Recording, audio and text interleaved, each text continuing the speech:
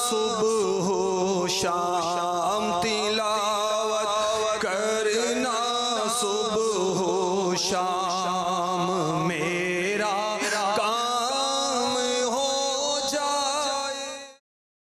الحمدللہ رب العالمین والصلاة والسلام على سید المرسلین اما بعد فاعوذ باللہ من الشیطان الرجیم بسم اللہ الرحمن الرحیم الصلاة والسلام علیک یا رسول اللہ وعلی آلک واصحابک یا حبیب اللہ الصلاة والسلام علیک یا نبی اللہ وعلی آلک واصحابک یا نور اللہ۔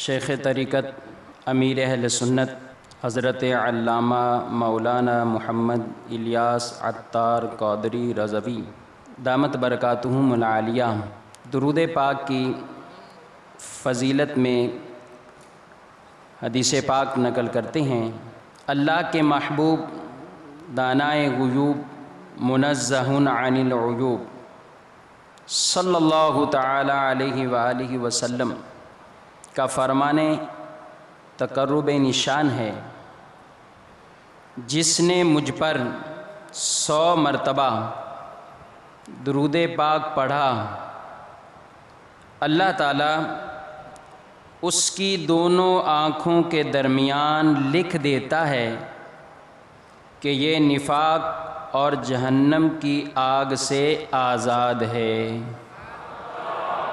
اور اسے بروز قیامت شہداء کے ساتھ رکھے گا۔ صلو علی الحبیب صلی اللہ تعالی علی محمد صلی اللہ علیہ وسلم۔ الحمدللہ عز وجل دعوت اسلامی کے عالمی مدنی مرکز فیضان مدینہ باب المدینہ کراچی میں فرض علوم کورس کا سلسلہ جاری ہے، اور اسی سے متعلق آج ہم منت اور قسم اور اس کا کفارہ، اس کے بارے میں آج ہمارا یہ درجہ ہوگا۔ یہ وہ موضوع ہے کہ تقریباً ہر گھر، ہر فیملی، ہر آدمی کسی نہ کسی موقع پر، وقت پر کبھی منت کا سلسلہ، کبھی قسم کا معاملہ کرنا پڑ جاتا ہے، اور کرتے بھی ہیں۔ تو معاملات میں سے یہ ایک ایسا معاملہ ہے کہ جس کا علم ہمیں اس اعتبار سے سیکھنا بالکل ضروری اور اہم ہے کہ آیا جو میں منت مان رہا ہوں اس کا شرعی کیا طریقہ ہے، منت کس طریقے سے ماننی چاہیے، کون سی منت ماننے کے بعد ضروری ہو جاتی ہے، اور اسی طرح قسم کے بارے میں بھی کہ کب قسم اٹھائیں، اور وہ قسم پوری کرنے کے کیا تقاضے ہیں، اگر بالفرض قسم کو پورا نہ کیا گیا تو اس پر کیا کفارہ لازم آتا ہے۔ یہ چیزیں انشاءاللہ العزیز آج کے اس درجے میں ہم سیکھنے کی کوشش کریں گے۔ منت کے بارے میں قرآن پاک میں اللہ جل شانہ ارشاد فرماتا ہے، وَمَا أَنفَقْتُم مِّن نَفَقَةٍ أَوْ نَذَرْتُم مِّن نَذْرٍ فَإِنَّ اللَّهَ يَعْلَمُ وَمَا لِلظَّالِمِينَ مِنْ أَنصَارٍ۔ ترجمہ کنز الایمان۔ اور تم جو خرچ کرو یا منت مانو اللہ کو اس کی خبر ہے اور ظالموں کا کوئی مددگار نہیں۔ ایک دوسرے مقام پر سورہ داہر میں ان لوگوں کی تعریف بیان کرتے ہوئے اللہ جل شانہ ارشاد فرماتا ہے یوفون بالنذر ویخافون یوما کان شرہ مستطیرا، اپنی منتیں پوری کرتے ہیں اور اس دن سے ڈرتے ہیں جس کی برائی پھیلی ہوئی ہے۔ قرآن پاک کے ان آیات مبارکہ میں منت کے بارے میں اور جو منت پوری کرتے ہیں ان کی تعریف اور ان کی نیک نامی بیان کرتے ہوئے اللہ تبارک و تعالیٰ نے یہ باتیں ارشاد فرمائی۔ نبی کریم صلی اللہ تعالیٰ علیہ وآلہ وسلم نے بھی منت کے بارے میں کئی احادیث مبارکہ میں ذکر ارشاد فرمایا ہے۔ چونکہ آدمی بعض منتیں ایسی بھی مان لیتا ہے جس کا پورا کرنا شرعاً جائز نہیں، وہ منتیں جو گناہ کی منتیں ہوں۔ تو آقا دو جہاں سرور کائنات صلی اللہ تعالیٰ علیہ وآلہ وسلم نے ارشاد فرمایا تم میں سے جو منت مانے کہ اللہ کی اطاعت کرے گا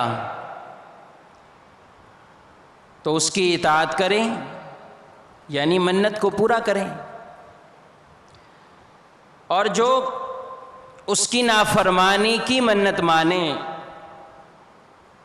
تو اس کی نافرمانی نہ کرے، یعنی اس منت کو وہ شخص پورا نہ کرے۔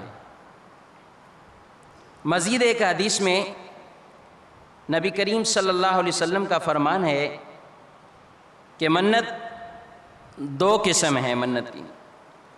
جس نے طاعت یعنی نیکی کی منت مانی وہ اللہ کے لیے ہے اور اسے پورا کیا جائے، اور جس نے گناہ کی منت مانی وہ شیطان کے سبب سے گئے، اسے پورا نہ کیا جائے۔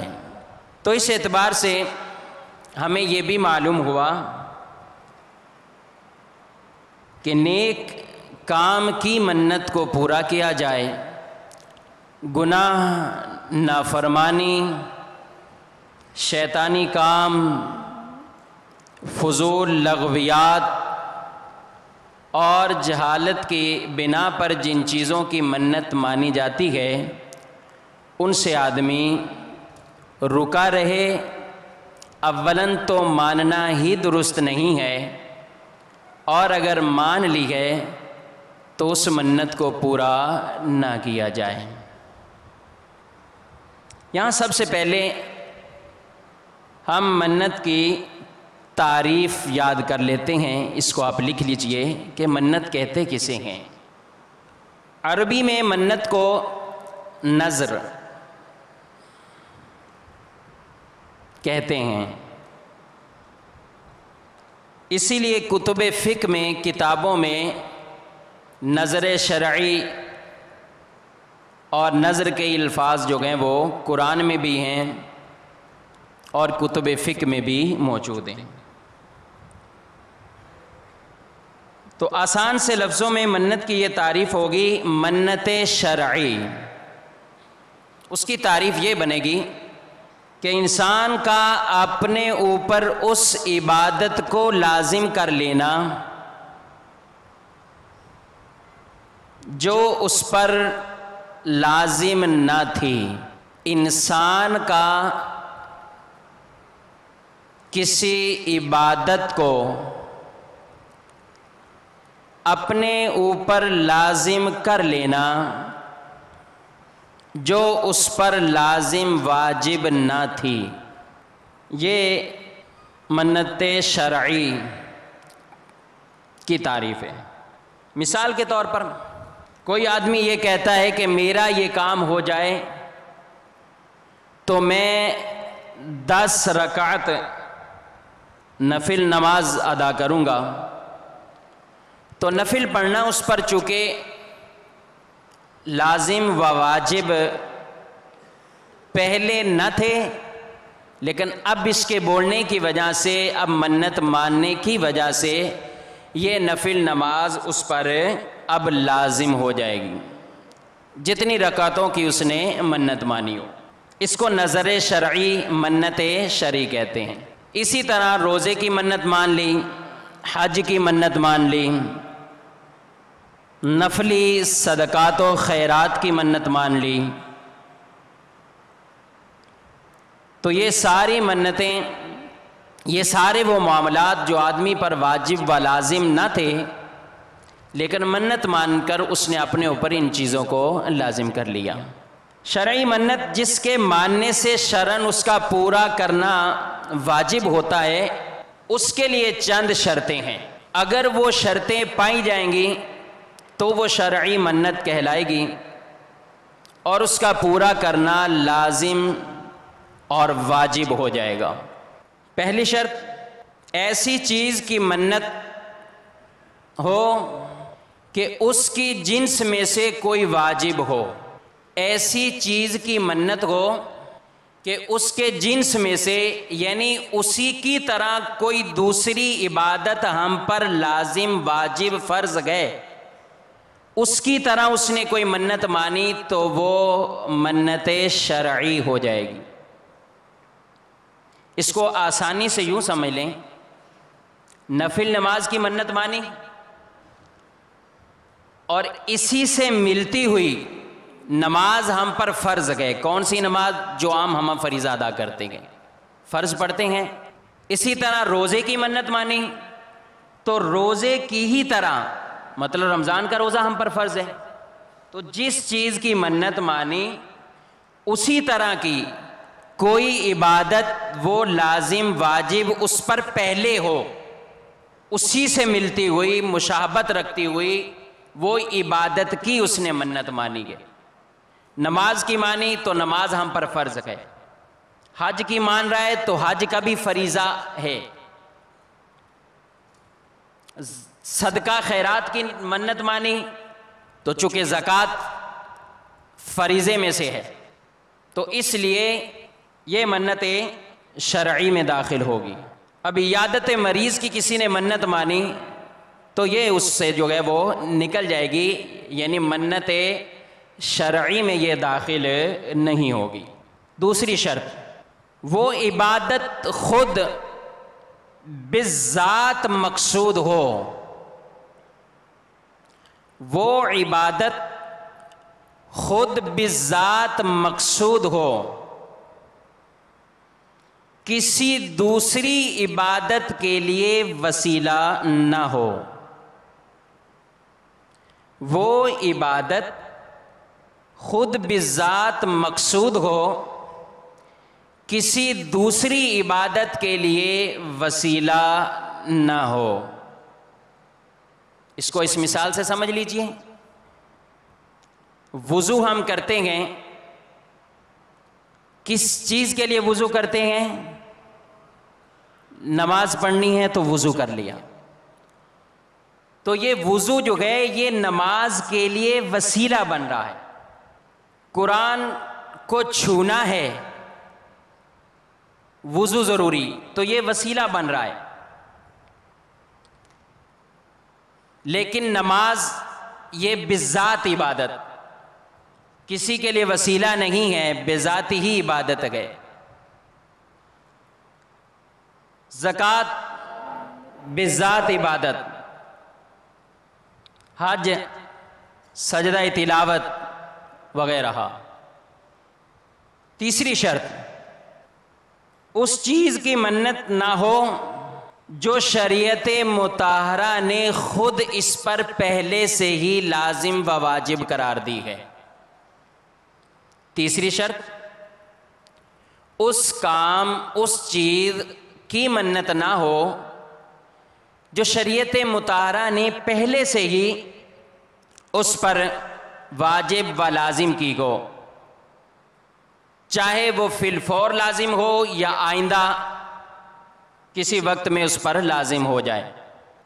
اس کو بھی مثال سے یوں سمجھ لیجیے آسانی کے لیے، جیسے کوئی یہ منت مانتا ہے کہ میرا فلاں کام ہو جائے تو میں آج عشاء کی نماز پڑھوں گا، میرا فلاں کام ہو جائے تو میں آج عشاء کی نماز پڑھوں گا۔ تو عشاء کی نماز پڑھنا، عشاء اور سارے فرائض پڑھنا، یہ شریعت نے پہلے سے ہی واجب کیے ہوئے، یہ پہلے سے ہی فریضہ ہے شریعت مطہرہ کا۔ تو جو پہلے سے ہی فریضہ ہے اس کی اس طرح جو ہے وہ منت نہیں مانی جائے گی، کیونکہ منت کی تعریف میں ہم نے پڑھا ہے انسان کا کسی کام کو اپنے اوپر لازم کر لینا جو اس پر لازم واجب نہ تھا۔ چوتھی شرط یہ ہے کہ وہ کام گناہ بذات نہ ہو، یعنی منت مان رہا ہے کسی خاص گناہ کے کام، تو بھی یہ منت شرعی میں نہیں آئے گی۔ اب یہاں تک یہ ہم نے منت کا شرعی حکم، قرآن حدیث، اور اس کے بعد اس کی تعریف اور اس کی مختصراً آسان انداز میں یہ چند شرطیں ہم نے سمجھنے کی کوشش کی ہے۔ یہ شرطیں اگر اس منت میں پائی جائیں گی تو وہ کام اس پر جو ہے وہ کرنا لازم ہو جائے گا۔ اب آگے منت کی پھر دو قسمیں ہیں، یہ نقشے میں آپ ملاحظہ فرمائیں۔ منت کی بعض منتیں جیسے کہ شروع میں نے بیان کیا ہے کہ ہوتی ہی ناجائز گئیں، لہذا اس منت کا پورا کرنا بالکل جو ہے وہ جائز نہیں ہے، گناہ کی منت مانی ہے، کیونکہ نبی کریم صلی اللہ علیہ وسلم نے ارشاد فرمایا ہے، حدیث ہے، لا نظر فی معصیت، کہ معصیت یعنی گناہ کے کام میں منت نہیں ہے۔ تو منت اس اعتبار سے بعض منتیں جائز، بعض ناجائز۔ جو ناجائز ہیں اس کو تو ویسے ہی چھوڑ دیجئے کہ اس پہ بالکل جو ہے وہ عمل نہیں کرنا۔ جائز ہیں اس کی دو قسم، معلق اور غیر معلق۔ معلق اور غیر معلق۔ معلق کا مطلب یہ ہے کہ جو منت کسی شرط پر موقوف ہو، جو منت کسی شرط پر موقوف ہو، یعنی کسی منت کو کسی کام کے ہونے پر ہم نے موقوف رکھ دیا۔ مثال کے طور پر یہ منت مانی جائے کہ اگر یہ مریض اچھا ہو گیا تو میں 10 رکعت نماز نفل پڑھوں گا، اگر میری نوکری لگ گئی تو میں اتنی رقم اللہ کے لیے صدقہ کروں گا، اگر فلاں شخص پردیس سے واپس آ گیا تو اس کے لیے جو ہے شکرانے کے لیے اللہ کے لیے میں اتنی جو ہے وہ روزے رکھوں گا، اتنی رقم صدقہ کروں گا۔ تو یہ ساری منتیں جو اس طرح بولی جاتی ہیں کہ اگر یہ کام ہو گیا تو یہ کروں گا، اس کو کہتے ہیں منت معلق۔ کیا کہتے ہیں؟ منت معلق، یعنی یہ منت کسی کام کے ہونے پر موقوف ہے، جب وہ کام ہوگا تو اس منت کو پورا کیا جائے گا۔ تو پہلی قسم ہوئی منت معلق، اور دوسری ہے غیر معلق، یعنی اس میں کسی طرح کی بھی کسی شرط کا ذکر نہیں کیا، ویسے ہی جو ہے وہ اس کو مان لیا گئے کہ اللہ کے لیے جو ہے وہ مجھ پر اتنی رقم صدقہ کرنا، اتنے نوافل پڑھنا، اتنے روزے رکھنا، منت مان کے روزے رکھ رہا ہے، لیکن اس میں کسی شرط کا ذکر نہیں کر رہا کہ فلاں کام پر موقوف ہو تو یہ میں کام کروں گا، تو یہ ہو جائے گی منت غیر معلق۔ کیا ہو جائے گی؟ منت غیر معلق، یعنی یہ کسی شرط پر موقوف نہیں ہے۔ پہلی والی صورت جس کو شرط پر موقوف کیا ہے، اس کا حکم یہ ہے کہ جب وہ شرط پائی جائے گی تو اس منت کو پورا کیا جائے گا، جب وہ شرط پائی جائے گی تو اس منت کو پورا کیا جائے گا۔ مثال کے طور پر اب مریض درست ہو گیا ہے، ٹھیک ہو گیا ہے، صحت یاب ہو گیا ہے، تو اب اس منت کو پورا کرنا اس پر لازم ہو جائے گا۔ اور جو نوکری کے بارے میں منت مانی، نوکری مل گئی تو اب اس کو جو ہے منت کو پورا کیا جائے گا۔ اسی طرح کسی بھی شرط پر اس نے موقوف کیا تھا تو اس منت کو جو ہے وہ پھر شرط پائے جانے پر، یعنی جب اس کا کام ہو چکا ہے، اس منت کو جو ہے وہ پورا کرے گا۔ اور اگر اس نے اس منت کو شرط سے پہلے پورا کر لیا تو یہ منت درست نہیں ہوگی۔ مطلب یہ ہے کہ اس کو دوبارہ سے منت پوری کرنی ہوگی جب وہ کام اس کا پورا ہو جائے گا۔ اور منت غیر معلق یعنی جس میں کسی شرط کا ذکر نہیں ہے، اس میں کوئی وقت وغیرہ اس کی قید نہیں ہوگی، بلکہ خاص وقت بھی اگر کیا ہے کہ میں اگلے ہفتے یہ کام کروں گا، اگر اس نے اسی ہفتے میں یہ کام کر دیا تو بھی اس کی منت یہ ادا ہو جائے گی، جس میں شرط کا ذکر نہیں ہے۔ تو مجموعی طور پر منت کی جو ہے وہ دو صورتیں ہوئیں، کسی شرط پر موقوف رکھا ہے یا کسی شرط پر موقوف نہیں رکھا۔ اگر شرط پر موقوف رکھا ہے تو جب شرط پائی جائے گی تو اس کام کو، اس منت کو کرنا ضروری ہو جائے گا، اور اگر شرط پر موقوف نہیں رکھا تو پھر اس منت کو چاہے اس مقررہ وقت سے پہلے بھی ادا کر لیں تو وہ منت اس کی ادا ہو جائے گی۔ تو یہ منت کی یہاں پر جو ہے وہ دو صورتیں ہم نے پڑھ لی۔ اب یہاں پر ایک اور بات بھی آپ سماعت فرمائیں کہ منت میں جگہ، روپے اور فقیروں کی تخصیص لازم نہیں ہوتی۔ یہ لکھ لیجئے، منت میں جگہ، روپے اور فقیروں کی تخصیص لازم نہیں ہوتی۔ ابو داؤد کی حدیث مبارک، نبی کریم صلی اللہ تعالی علیہ وآلہ وسلم کے پاس ایک شخص آیا فتح مکہ کے دن اور عرض کی، یا رسول اللہ صلی اللہ علیہ وسلم، میں نے منت مانی تھی کہ اگر اللہ تعالیٰ آپ کے لیے مکہ فتح کرے گا تو میں بیت المقدس میں جا کر 2 رکعت نماز پڑھوں گا۔ آقا علیہ الصلوۃ والسلام نے ارشاد فرمایا کہ یہیں پڑھ لو۔ فتح مکہ ہو چکا تھا تو ارشاد فرمایا یہیں پڑھ لو۔ یہاں میں آپ سے بات پوچھوں گا، یہ منت کون سی منت تھی؟ یہ منت کی کس قسم میں داخل ہوگی؟ منت معلق، یعنی شرط پر موقوف تھی۔ مکہ جو ہے وہ فتح ہو جائے تو میں 2 رکعت نفل پڑھوں گا، لیکن اس میں مسجد جو ہے اقصیٰ کا ذکر، بیت المقدس کے نہیں، وہاں جا کر پڑھوں گا۔ تو آقا صلی اللہ علیہ وسلم نے ارشاد فرمایا یہیں پڑھ لو۔ دوبارہ اس نے وہی سوال کیا، پھر فرمایا یہیں پڑھ لو۔ پھر اس نے سوال کا اعادہ کیا تو حضور علیہ الصلوۃ والسلام نے جواب دیا، اب تم جو چاہو کرو، یعنی وہاں جانا چاہتے ہو تو جاؤ، اور پہلے ارشاد فرمایا کہ یہیں پڑھ لو۔ اس حدیث کے تحت فقہاء کرام، علماء کرام نے یہ مسئلہ درج فرمایا گئے کہ منت میں جگہ کی بھی تخصیص نہیں ہوگی۔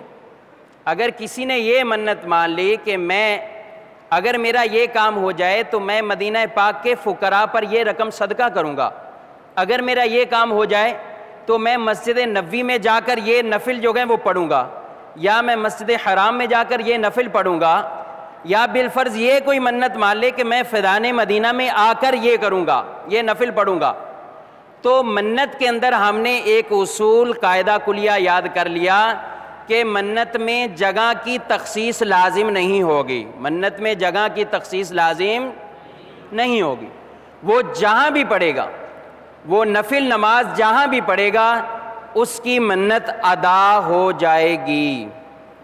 اسی طرح یہ منت مانی کہ جمعہ کے دن میں یہ نفل پڑھوں گا، اب اس نے جمعرات کو ہی پڑھ لیے تو بھی اس کی منت ادا ہو جائے گی۔ اور یہی منت مانی کہ مدینہ پاک یا مکہ معظمہ کے فقیروں کو یہ رقم دوں گا، تو یہاں باب المدینہ یا اپنے علاقے میں بھی اس نے کسی بھی جگہ پر فقیروں کو وہ رقم دے دی تو اس کی منت ادا ہو جائے گی. کہ منت میں جگہ روپے، یہ روپے دیے تو اس کی جگہ وہ نکال کے اس نے دے دیے تو بھی ادا ہو جائے گی. ان چیزوں کی تخصیص جو ہے وہ لازم نہیں ہوتی.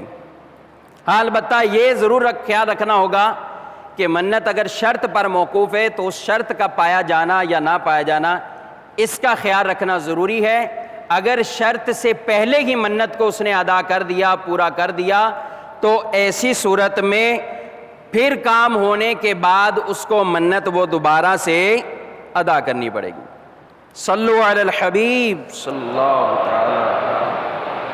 یہاں تک جو ہم نے درس سنا ہے اس میں منت شرعی کا بیان گزرا ہے. اب یہاں چند باتیں اور بھی عرض کرتا ہوں کہ بعض منتیں شرعی تو نہیں ہوتی، یعنی لازم و واجب تو نہیں ہوتی، لیکن ان کاموں کو کرنا جائز ضرور ہے. اس کو کہتے ہیں نظر عرفی، منت عرفی.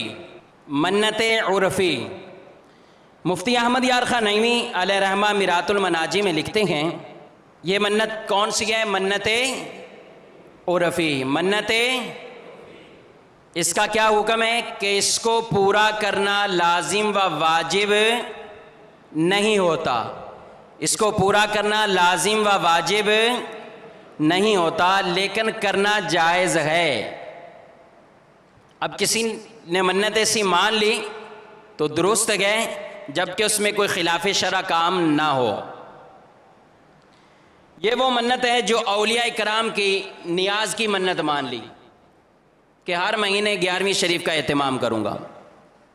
مفتی صاحب میرات المناجی میں لکھتے ہیں اولیاء اللہ کے نام کی جو نظر یعنی منت مانی جاتی ہے اسے نظر عرفی اور لغوی کہتے ہیں.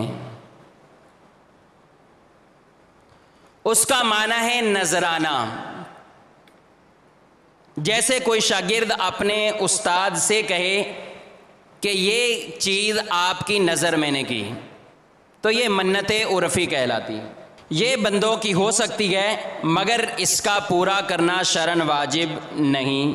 اب منت عرفی کی مثالیں 11ویں شریف کی منت مان لی، میلاد کی منت مان لی، فاتحہ بزرگان دین کی منت مان لی، کسی بزرگ کی فاتحہ کی منت مان لی، مزارات پر چادر چڑھانے کی منت مان لی، مزارات پر حاضری کی منت مان لی، محرم الحرام شریف میں نیاز شربت سبیل لگانے کی منت مان لی. تو یہ ساری منتیں یہ منتیں شرعی نہیں ہیں. یعنی ایسا نہیں ہے کہ اگر کسی نے یہ منتوں کو ترک کر دیا یعنی مانی لیکن کی نہیں تو اس کو ہم گناہ گار کہیں گے، ایسا نہیں ہے. البتہ اس کو پورا کرنا جائز ہے، قابل ثواب کام ہے، کرے گا تو انشاءاللہ ثواب پائے گا. اس میں یہ خیال رکھنا ضروری ہے کہ منت تو درست طریقے سے ہی اس نے مانی ہے، لیکن جب کرنے کا ٹائم آئے تو ناجائز چیزوں کو اس میں شامل کر لے. مرد و عورت کا اختلاط کر کے اگر یہ کوئی معاملہ بھلے محفل کا ہی ہو لیکن یہ فعل جائز نہیں ہوگا اس کے لیے. اسی طرح مزار پر چادر چڑھانے کے لیے جا رہے ہیں، ساتھ 2 4 ڈھول باجے بجاتے ہوئے جا رہے ہیں، مزار پہ چادر چڑھائیں گے تو یہ فعل ان کا ناجائز ہوگا. مزار پر چادر چڑھانا اس صاحب مزار کی تعظیم کے لیے ہوتا ہے، جائز عمل ہے. علماء صلحاء میں رائج گئے، درست گئے، لیکن ساتھ اس کے دوسرے لوازمات کر لینا یہ گناہ کا کام ہے، ان کا ترک کرنا ضروری ہے. اور اس میں بھی یہ باتیں یاد رکھیں، عرفی منت میں بھی اس سے مراد وہ منتیں ہیں جو علماء صلحاء ان میں رائج تھیں.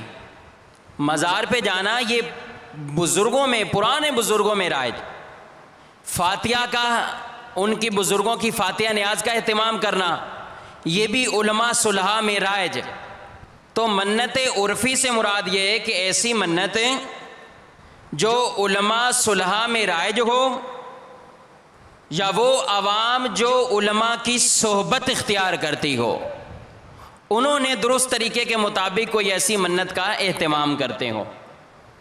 اب بعض جو ہماری عوام کی جہالت کی وجہ سے منتوں کا سلسلہ ہے، اب جیسے کہ منت مان لیتے ہیں کہ ہم مزار پہ جا کے تالا باندھ دیں گے، تو یہ جہالت ہے، اس کو منت عرفی بھی نہیں کہیں گے، اس کو یہ کہیں گے کہ یہ ان کی جہالت ہے کہ تالا باندھنے کی منت مان لی۔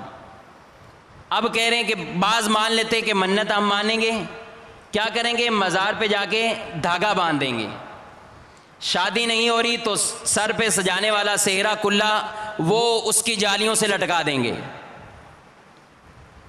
تو یہ ساری منتیں، یہ جو عوام میں بعض رائج ہوئی ہیں، یہ ان کی جہالت کی وجہ سے۔ لیکن عرفی منتیں جو اوپر میں نے ذکر کی ہیں، میلاد منانے کی ہوں، 11ویں شریف کی ہوں، مزار پر درست طریقے کے مطابق حاضری دینے کی ہوں، مزار پر چادر چڑھانے کی ہوں، سبیل لگانے کی ہوں، شربت جو ہے وہ لگا کر لوگوں کو بانٹنے، پانی پلانے کی، یہ اس طرح کی، یہ درست ہیں، جائز ہیں، ان کو کر سکتے ہیں۔ انہی جہالت سے چلتے چلتے ایک اور بھی منت عام طور پر لوگ جو ہے وہ بچوں کے لیے مان لیتے ہیں، اگر بچہ پیدا ہو جائے، جن کے یہاں اولاد نہیں ہوتی یا کسی اور وجہ سے منت مان لی، بچہ پیدا ہو تو اس کو ہم محرم شریف میں فقیر بنا دیں گے، 10 سال تک اس کو فقیر بنائیں گے، وہ منگتا رہے گا 10 سال تک، گھروں میں جائے گا، بھیک مانگے گا، اور وہ جو پیسے اکٹھے ہوں اس کو جو ہے وہ بھلے بعد میں وہ فاتحہ کر دیں، کوئی بھی معاملہ کریں، لیکن یہ منت ماننا بھی جائز نہیں ہے، یہ فقیر بنانے کی منت۔ ایک بعض منتیں تو جو جہالت کے سبب ہیں، جیسا کہ تالا لگانے پر یا دھاگا باندھنے پر، لیکن یہ منت کہ وہ فقیر بنائیں گے، وہ لوگوں سے پیسے مانگے گا، اس منت کو جو ہے وہ ناجائز فرمایا ہے۔ سیدی اعلیٰ حضرت علیہ رحمہ نے فتاوی رضویہ شریف میں اسی طرح کے ایک سوال کے جواب میں ارشاد فرمایا ہے کہ فقیر بن کر بلا ضرورت و مجبوری بھیک مانگنا حرام اور ایسوں کو دینا بھی حرام، اس لیے کہ یہ گناہ کے کام پر دوسرے کی امداد کرنا ہے۔ اور وہ منت ماننی کہ 10 برس تک یعنی 10 سال تک ایسا کریں گے، یہ سب محمل و ممنوع یعنی فضول کام، اس سے بچنا چاہیے کہ آقا صلی اللہ علیہ وسلم نے فرمایا لا نذر فی معصیت، کہ گناہ کے کام میں کوئی منت نہیں ہے۔ تو اس لیے اگر کسی نے مانی بھی ہو اس طرح کی تو اس پر عمل ہرگز جو ہے وہ نہ کرے۔ اب اس میں بعد اور بھی عورتوں میں گھروں پر بالخصوص جو ہے وہ منتیں رائج ہیں، اور عورتوں میں عموماً 10 بیویوں کی کہانی کی منت مانی جاتی ہے، بہت مشہور، جبکہ اس کہانی کا تعلق جو ہے وہ اصل سے نہیں، علماء نے اس کو من گھڑت اور بے اصل فرمایا ہے۔ تو 10 بیویوں کی کہانی کی بھی اگر منت مان لی ہو تو اس کو بھی پورا نہیں کریں گے، کیونکہ وہ جو اس میں پڑھا جائے گا، جو کچھ اس میں ہوگا وہ ہے ہی من گھڑت، وہ بے اصل جو ہے وہ چیزیں پڑھیں گے۔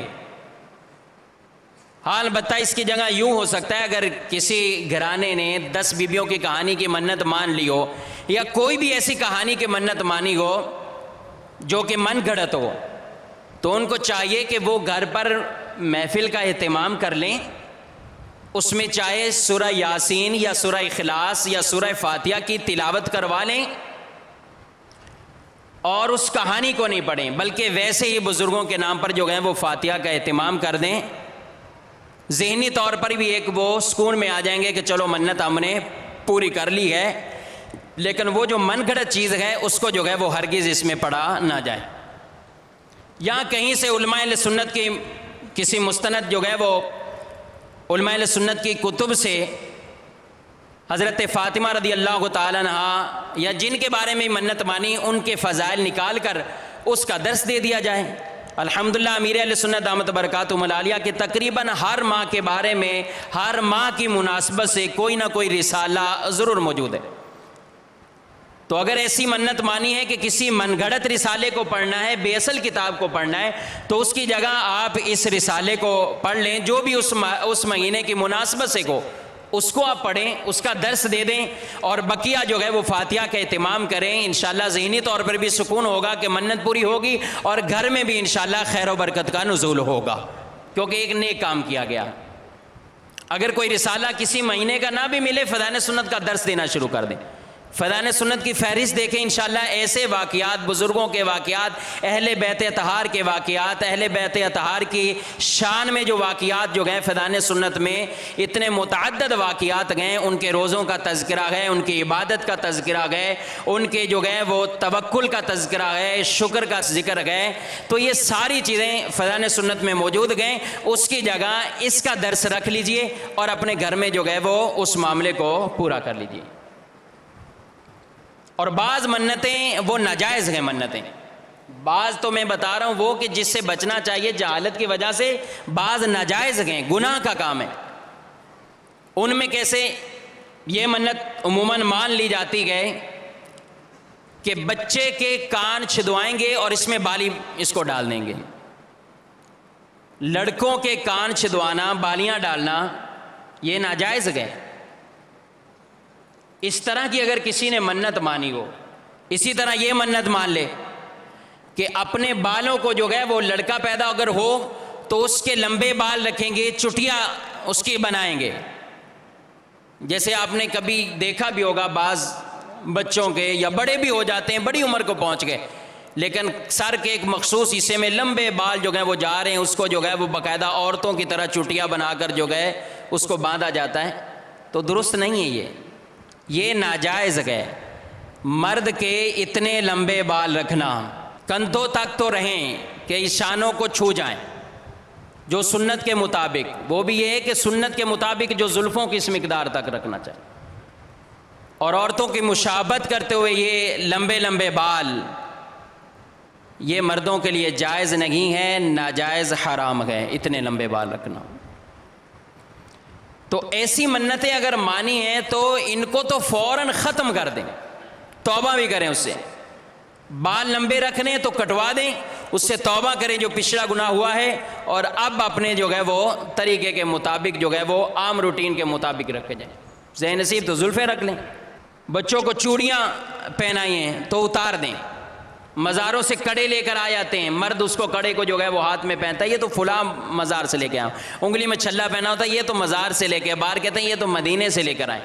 تو آپ مزار سے لے کے آئیں یا مدینے سے لے کے آئیں، ہمیں وہ کام کرنا ہے جو مدینے والے آقا صلی اللہ علیہ وسلم نے فرمایا ہے۔ تو جس کام سے منع کیا ہے اس سے رک جائیں، تو ان چیزوں سے بھی ہمیں رکنا ہے۔ اور یہ خیال بالکل ذہن سے نکال دیں، اللہ پہ توکل رکھیں کہ اگر ہم نے یہ کام کر دیا، اگر اس منت کو اب ہم پورا نہ کریں تو کہیں ایسا نہ ہو کہ بچہ ہمارا مر جائے گا۔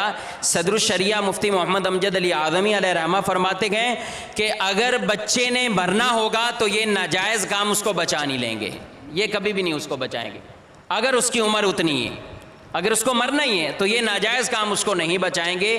لہذا یہ اللہ پر توکل رکھتے ہوئے یہ کام جو گناہ کے کام ہے جس سے شریعت نے منع کیا، اس کو فوراً ختم کر دینا چاہیے۔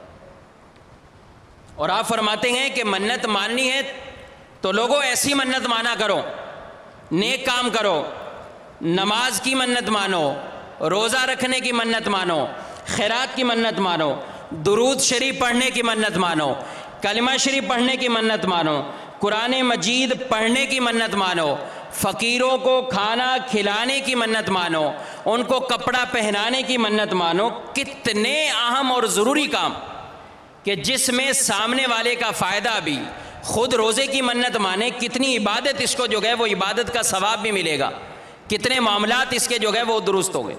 نماز کی منت مانے، کتنی نیکیوں میں اضافہ ہوگا۔ خیرات کرے، اللہ کی راہ میں صدقہ دینے کا اس کو فضیلت ملے گی۔ فقیروں کو کپڑے دے، ان کے کپڑے پہنائے، ان کے کھانے کا اہتمام کرے، تو یہ منت جو ہے وہ مانا کرے۔ تو اتنے جب شریعت مطہرہ نے ہمارے لیے احکام فرمایا تو ہمیں اسی لاغو کاموں پر توجہ نہیں دینی چاہیے اور نیک کاموں کی طرف ہمیں توجہ دیں۔ اور یہ یاد رکھ لیں جب بھی آپ کسی منت کو ماننا چاہیں تو صدر الشریعہ علیہ رحمہ نے بھی بہار شریعت میں لکھا ہے کہ آپ کسی سنی عالم دین سے پوچھ لیں کہ یہ منت ہم مان رہے ہیں، یہ منت درست ہے کہ نہیں، آیا یہ کام ہو گیا تو اس کے بعد ہمیں منت پوری کرنی ہوگی یا کیا کرنا ہوگا؟ تو آپ کسی سنی عالم دین سے پوچھ لیں اس کے بارے میں۔ تو بالکل جو گئے وہ اس کو پوچھا جائے۔ دارالافتاء اہل سنت جو کہ دعوت اسلامی کا ایک شعبہ ہے، اور الحمدللہ دارالافتاء میں موجود اسلامی بھائی علماء کرام آپ کے اس مسئلے کا جواب دیں گے انشاءاللہ، آپ کی منت کے بارے میں رہنمائی کریں گے۔ تو جب بھی منت کا سلسلہ ہو تو آپ ضرور مشورہ کر لیجئے کہ یہ منت ہماری درست ہے کہ نہیں، اس کو مانا جائے یا نہیں۔ تو یہ ہمارا پہلا درس منت کے بارے میں اپنے اختتام پہ پہنچا۔ اللہ تعالیٰ منت کے ان احکام شرعیہ کے مطابق ہمیں عمل کی توفیق عطا فرمائے۔ ایک روایت اسی ضمن میں منت کی آخری بار میں آپ سماعت فرماتے جائیں، صحیح بخاری شریف میں ہے، حضرت عبداللہ بن عباس رضی اللہ تعالیٰ عنہ سے مروی، ایک مرتبہ نبی کریم صلی اللہ علیہ وسلم خطبہ دے رہے تھے تو ایک شخص کو کھڑا ہوا دیکھا آپ نے، اس کے متعلق آپ نے لوگوں سے پوچھا کہ یہ کیوں کھڑا ہے؟ عرض کی گئی یا رسول اللہ یہ ابو اسرائیل ہے اور اس نے ایک منت مان لی۔ فرمایا کیا منت مانی ہے؟ عرض کی گئی منت یہ مانی ہے کہ یہ شخص کھڑا رہے گا، بیٹھے گا نہیں، کھڑا رہے گا، بیٹھے گا نہیں، سائے میں نہیں جائے گا، دھوپ میں رہے گا، کلام نہیں کرے گا، کسی سے بات بھی نہیں کرے گا۔ منتیں آپ غور سے سنیے گا، کھڑا رہے گا، دھوپ میں رہے گا، سائے میں نہیں جائے گا، بات نہیں کرے گا، اور اس حالت میں روزہ رکھے گا۔ یہ اس کی منت ہے۔ آپ خطبہ دے رہے تھے، اس وقت آپ نے ارشاد فرمایا، آپ نے فرمایا اسے حکم دو، اسے کہو جا کر کہ یہ بات بھی کرے، بیٹھ بھی جائے، سائے میں آ جائے اور روزہ اپنا پورا کر لے۔ یعنی 4 چیزوں کی اس نے منت مانی تھی، ایک چیز اس میں نیک والی جو نیکی کا کام ہے وہ ہے روزہ۔ فرمایا اس کے دھوپ میں رہنے سے کیا فائدہ، بیٹھ جائیے، سائے میں آ جائے، بات کرے، لیکن ایک چونکہ منت اس میں اچھی تھی، روزہ کی بھی منت مانی ہے، روزہ اپنا پورا کرے لیکن ان سب باتوں سے یہ بچ جائے۔ اللہ عمل کی توفیق عطا فرمائے۔ صلو علی الحبیب صلی اللہ تعالی علیہ۔ ابھی آپ نے جس طرح فرمایا کہ منت میں جگہ، روپے اور فقیروں کی تخصیص یہ لازم نہیں ہے، تو اگر کوئی یہ منت مانے کہ بھائی تندرست ہو گیا تو جمعہ کے دن 2 رکعت نفل پڑھوں گا، تو اس میں دن جیسے مقرر کیا، دن کی بھی اس طرح جو ہے وہ اس میں مقرر نہیں ہوگا۔ دن میں بھی اگر اس نے جمعہ کے لیے یہ منت مانی کہ میں جمعۃ المبارک کو 2 رکعت نفل پڑھوں گا، اب جمعرات کو بھی اگر اس نے پڑھ لیے تو اس کی منت ادا ہو جائے گی، دن کی بھی اس طرح تخصیص نہیں آئے گی۔ ہاں منت معلق ہو تو وہ چونکہ پہلے بتا چکا ہوں شرط پر موقوف رہے گی، اس کے لیے شرط کا پایا جانا ضروری ہے۔ منت غیر معلق میں ان چیزوں سے بھی یہ لازم نہیں آتی، دن بھی نہیں ہوگا اس میں۔ صلو علی الحبیب صلی اللہ علیہ وسلم۔ دوسرا ہمارا درس ہے قسم کے بارے میں، بہت اہم درس ہے۔ بہت سے لوگ جن کو پتہ ہی نہیں ہوتا کہ کب قسم کھانی اور کب نہیں کھانی، اور اگر قسم کھا لی ہے تو اب اس کا کیا کرنا ہے۔ یاد رکھیں قسم کے ذریعے سے آدمی اپنی بات کو پختہ کرتا ہے، موقت کرتا ہے، اور سامنے والے کو یقین دلا دیتا ہے کہ میں یہ کام کروں گا یا نہیں کروں گا، یا کیا تھا یا نہیں کیا تھا۔ قرآن پاک میں اللہ تعالیٰ ارشاد فرماتا ہے، ترجمہ کنز الایمان، اور اللہ کا عہد پورا کرو جب قول باندھو، اور قسمیں مضبوط کر کے نہ توڑو، اور تم اللہ کو اپنے اوپر ضامن کر چکے ہو بے شک اللہ تمہارے کام جانتا ہے۔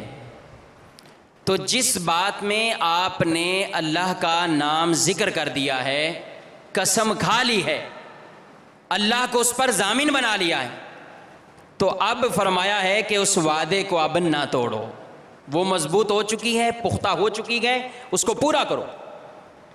اور دوسری جگہ پر ارشاد فرمایا، ترجمہ کنز الایمان، اور جو اللہ کے عہد اور اپنی قسموں کے بدلے ذلیل دام لیتے ہیں، آخرت میں ان کا کچھ حصہ نہیں، اور اللہ نہ ان سے بات کرے، نہ ان کی طرف نظر فرمائے قیامت کے دن، اور نہ انہیں پاک کرے، اور ان کے لیے دردناک عذاب ہے۔ بعض صورتیں ایسی بھی ہیں کہ اگرچہ آپ نے قسم کھا لی ہے لیکن توڑنا ضروری ہے، اس کا آگے بیان آ رہا ہے۔ حدیث مبارک میں ارشاد فرمایا ہے، نبی کریم صلی اللہ علیہ وسلم نے فرمایا کہ اللہ تعالیٰ تم کو باپ کی قسم کھانے سے منع کرتا ہے۔ جو شخص قسم کھائے، اللہ کی قسم کھائے یا چپ رہے۔ تو اس حدیث میں یہ بات بھی پتہ چلی کہ باپ کی قسم، اس سے ممانعت ارشاد فرمائی۔ اور ایک حدیث میں ارشاد فرمایا ہے کہ تم نہ اپنے آباء و اجداد، باپ دادوں کی قسم کھاؤ، نہ اپنی ماؤں کی قسم کھاؤ، اور اللہ کی بھی قسم نہ کھاؤ مگر یہ کہ تم سچے ہو۔ یعنی جس کام کو سچا کرنا ہے اور سچائی والا ہے، کوئی کام پیچھے ہو چکا ہے، سچے ہو تو اللہ کی قسم جو ہے وہ اس میں کھا سکتے ہو۔ اور اس سے جھوٹی قسم سے بھی منع فرمایا گیا۔ حدیث میں جھوٹی قسم کو کبیرہ گناہ فرمایا گیا ہے کہ کبیرہ گناہ میں سے ایک گناہ جھوٹی قسم کھانا ہے۔ قسم کے بارے میں صدر الشریعہ علیہ رحمہ فرماتے ہیں، قسم کھانا جائز ہے مگر جہاں تک ہو کمی بہتر ہے، بہتر ہے کم کی جائے۔ قسم ایسے نہیں ہے بات بات پر قسم کھائیں، بات بات پر قسم کھائیں، جہاں تک ہو سکے اس میں کمی کی جائے۔ اور بعض لوگوں نے جو اپنا تکیہ ہی کلام یہی بنا رکھا ہے، قصدن بے قصد، منہ سے زبان پر جو ہے وہ قسمیں جاری ہو جاتی ہیں، اور وہ اس کا بھی خیال نہیں رکھتے کہ یہ قسم سچی کھا رہے ہیں یا جھوٹی کھا رہے ہیں، اللہ کا نام لے کر بات جو ہے وہ کر دیتے ہیں۔ تو یہ بھی انتہائی اہم اور ضروری بات ہے کہ قسم جب کھائیں تو ہوش و حواس میں درست طریقے کے مطابق اور سچائی پر مشتمل ہو، جھوٹ کو اس میں دخل نہ ہو۔ تو قسم کی 3 قسمیں ہیں۔ پہلی قسم کو قسم لغو، قسم لغو، لام غین واو۔ دوسری کا نام ہے غموس، اور تیسری قسم کو قسم منعقدہ، منعقدہ یعنی جو منعقد ہو۔ قسم لغو وہ قسم ہے کسی گزرے ہوئے کام، کسی گزرے ہوئے کام، یعنی ماضی میں پہلے کام جو ہو چکا ہے، ابھی ہم بیٹھے، ہم آج سے پچھلے دن پہلے جو گزر چکے ہیں دن، کسی گزرے ہوئے کام پر اپنے خیال میں صحیح جان کر اس نے قسم کھائی لیکن حقیقت اس کے برخلاف ہو۔ قسم لغو کی تعریف آپ اچھی طرح سمجھ لیں، کسی گزرے ہوئے کام پر اپنے ذہن میں، اپنے خیال میں صحیح جان کر قسم کھائے لیکن حقیقت اس کا برخلاف ہو۔ یعنی اس نے یہ کہہ دیا، اور اس کے اپنے گمان میں بھی یہی ہے کہ جمعہ کے دن وہ شخص آیا تھا، کسی کا نام ہو وہ آیا تھا، اور اس کے گمان میں یہی ہے، ذہن میں یہی ہے کہ وہ آیا تھا، اس پر اس نے قسم کھا دی، لیکن حقیقت اس کے برخلاف نکلی کہ وہ نہیں تھا اس دن۔ تو اس کو کہتے ہیں قسم لغو. اس کو کیا کہتے ہیں؟ قسم لغو. اس میں کوئی جھوٹ کو دخل تو نہیں ہوا، اس نے اپنے خیال سے صحیح جان کر قسم کھائی لیکن حقیقت اس کے برخلاف تھی. اس کو قسم لغو کہتے ہیں. شریعت مطہرہ نے اس قسم کو معاف فرمایا ہوا ہے. اس کا نہ کوئی کفارہ ہے نہ ہی اس پر کوئی گناہ ہوگا. قرآن پاک میں اللہ تبارک و تعالیٰ نے ارشاد فرمایا لا یؤاخذکم اللہ باللغو فی ایمانکم، کہ اللہ تعالیٰ تمہارے غلط فہمی کی قسموں پر تمہاری پکڑ نہیں فرماتا. تو یہ قسم لغو اس میں چلی جائے گی. اپنے خیال میں صحیح سمجھا، حقیقت اس کے برخلاف نکلی، یہ ہے قسم لغو. غموس، کسی گزرے ہوئے کام پر جان بوجھ کر قصدن جھوٹ بول کر اس نے قسم کھائی. کسی گزرے ہوئے کام پر جان بوجھ کر جھوٹی قسم کھائے. بھئی یہ کہہ دے کہ میں نے کل یا پرسوں جو گزر چکے ہیں، پچھلے ہفتے، گزشتہ ہفتے میں نے یہ کام کیا یا فلاں نے یہ کام کیا ہے، اور قصدن جھوٹ بول رہا ہے. اس کو پتہ ہے نہیں کیا، میں نے نہیں کیا لیکن بول رہا ہے وہاں پر. اس کو قسم غموس کہتے ہیں اور سخت اس کو جو ہے وہ گناہ فرمایا گیا ہے. ایسا شخص سخت گناہ گار ہوگا جو یہ جھوٹی قسم، ایک تو گزرا ہوا معاملہ، اس پر جھوٹا معاملہ، اس پر اللہ کا نام لے، اللہ کو گواہ اس طرح بنا کر جو ہے وہ یہ قسم کھا رہا ہے. یہ قسم غموس میں آتا ہے. یہ شخص گناہ گار ہوتا ہے، سخت گناہ گار ہوتا ہے. نبی کریم صلی اللہ علیہ وسلم نے قسم غموس کو، یمین غموس کو گناہ کبیرہ حدیث میں ارشاد فرمایا ہے. تو اگر کسی نے یہ معاملہ کر لیا اور جھوٹی قسم کھا لی ہو تو اس پر لازم گئے توبہ کرے، استغفار کرے. توبہ کرے، استغفار کرے اگر کسی نے یہ قسم کھا لی ہو. ہاں اس پر کفارہ نہیں ہے، اس قسم پر کفارہ نہیں ہے. قسم غموس پر، یمین غموس پر کفارہ نہیں ہے. اس کا کفارہ کیا ہے؟ توبہ ہے، اور اس کا کفارہ استغفار. گناہ سے جو ہے وہ توبہ کرے، استغفار کرے، اللہ سے معافی مانگے. اور اگر اس نے یہ جھوٹی قسم کھا کر کسی کا حق دبایا ہو یا کسی کا مال جو ہے وہ ادھر ادھر ہو گیا ہو، اس کی قسم جھوٹی کی وجہ سے کسی کا ناحق جو ہے وہ کوئی بھی معاملہ کسی کے ساتھ ناانصافی والا ہوا ہو، تو پھر وہ بھی توبہ کی تمام شرائط اس کو پورا کرنی ضروری ہوگی. آپ ذرا اندازہ کریں، اللہ کا نام وہ استعمال کر رہا ہے، جھوٹ پر ایک طرح کا اللہ کا نام مبارک جو ہے وہ لگا کر اس کو گواہ بناتا ہوا یہ معاملہ اپنا نکالا. کتنا سخت گناہ گار آدمی، اللہ کا نام کس مقام پر جو ہے وہ اس طریقے سے جھوٹا استعمال کر رہا ہے.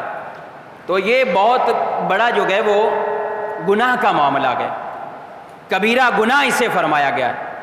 تو اس سے سچی توبہ ہو. اگر کسی نے کبھی معاملہ کوئی ایسا کیا ہو، اللہ کی بارگاہ میں سچی توبہ کرے. اس کی جھوٹی قسم کی وجہ سے اگر کسی کے ساتھ کوئی معاملہ ہوا ہے، ناانصافی ہوئی ہے، ناحق کسی کا مال جو ہے وہ گیا ہے، دبایا گیا ہے، تو وہ بھی توبہ کی تمام شرائط پورا کرنا اس پر لازم آئیں گی. امید ہے آپ یہ یمین غموس، قسم غموس کا مفہوم آپ سمجھ گئے ہوں گے. تیسری قسم، قسم منعقدہ. آئندہ کسی کام کے کرنے یا نہ کرنے کی قسم کھائے. آئندہ کسی کام کے کرنے یا نہ کرنے کی قسم کھائے. آپ کسی سے قسم کھا کر کے اللہ کی قسم میں یہ کام کروں گا، یا اللہ کی قسم میں یہ کام نہیں کروں گا، تو یہ قسم آئندہ کے لیے. یہ قسم یمین غموس کس کے لیے تھی؟ ماضی کے لیے، گزرے ہوئے. یمین لغو، قسم لغو کس کے لیے تھی؟ گزرے ہوئے.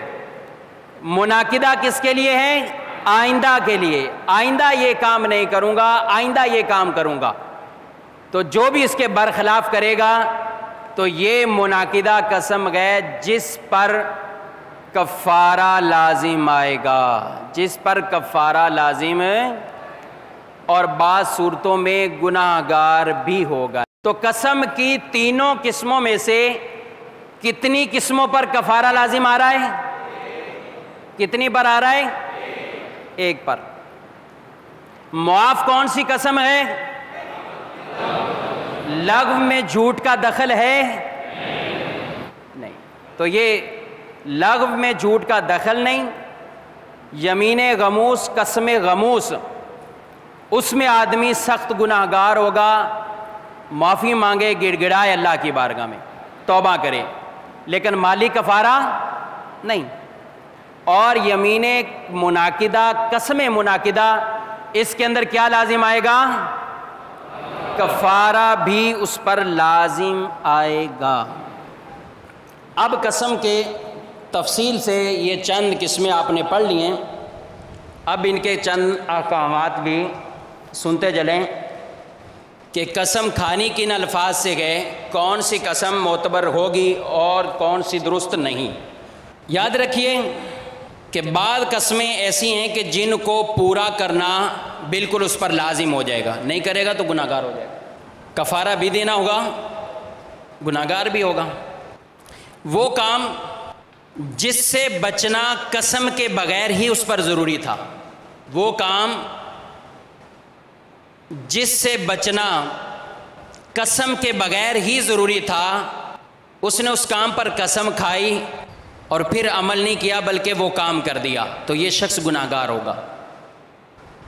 مثلا یوں مثال کے طور پر سمجھ لیجیے اسے، اب کوئی قسم کھائے کہ میں گانے نہیں سنوں گا، یہ قسم کھائے بالفرض اللہ کی قسم میں گانے نہیں سنوں گا، میں فلاں گناہ نہیں کروں گا، تو یہ کام ایسے ہیں جو بغیر قسم کے ہی اس پر جو ہے وہ ان سے بچنا ضروری ہے۔ لیکن پھر بھی اگر کسی نے وہ کام کیا کہ قسم بھی کھائی ہے اور گناہ کر لیا، وہ جس کے بچنے کی قسم کھائی تھی، تو یہ شخص گناہ گار بھی ہوا اور قسم کا کفارہ بھی اس پر لازم ہوگا۔ اسی طرح جو کام قسم کے بغیر ہی اس پر کرنا ضروری تھا، اس نے پھر قسم کھا لی اور وہ کام نہ کیا، مثلا نماز پڑھنا فرض ہے، ضروری ہے اس پر، نماز پڑھے، لیکن اس نے قسم بھی کھائی کہ اللہ کی قسم میں آج ظہر ضرور پڑھوں گا، یہ قسم اس نے کھا لی۔ اب ظہر پڑھنا تو ویسے ہی فرض ہے، مسلمان پر نماز فرض ہے، اور بالفرض اگر اس شخص نے نماز نہ پڑھی تو گناہ گار ہوگا اور اس کے ساتھ ساتھ کفارہ بھی اس پر لازم آ جائے گا۔ بعض وہ قسمیں ہیں کہ جن کا توڑنا اس پر ضروری ہے، جن کا توڑنا اس پر ضروری ہے۔ مثلا کوئی یہ قسم کھا لے کہ معاذ اللہ میں فلاں کو قتل کروں گا، تو اس پر لازم ہے کہ کسی مسلمان کا بھی قتل ناحق جائز نہیں، اس پر لازم ہے کہ یہ اس قسم کو جو ہے وہ یہ پورا نہ کرے، اس پر لازم اس کو توڑ دے۔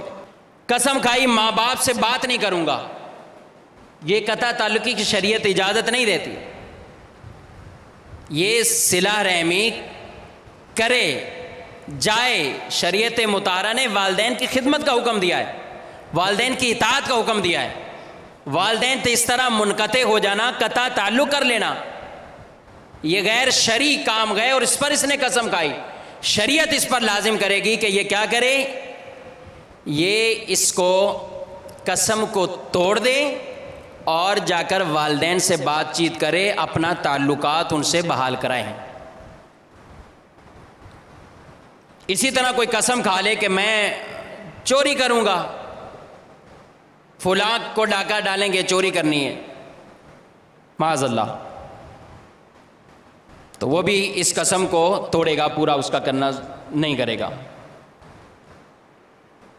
تو یہ چند کام ایسے ہیں کہ ان کو بیچ میں آڑ جو گئے وہ اب ایک قاعدہ کلیہ ہے جو حدیث سے ہمیں ملا، نبی کریم صلی اللہ علیہ وسلم کی ایک حدیث ہے، حضرت ابو ہریرہ رضی اللہ تعالیٰ عنہ سے مروی، رسول اللہ صلی اللہ تعالیٰ علیہ وآلہ وسلم فرماتے ہیں، جو شخص قسم کھائے، جو شخص قسم کھائے اور دوسری چیز اس سے بہتر پائے، جو شخص قسم کھائے اور دوسری چیز اس سے بہتر پائے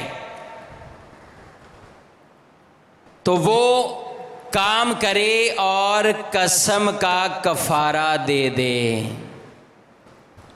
تو وہ کام کرے اور قسم کا کفارہ دے دے۔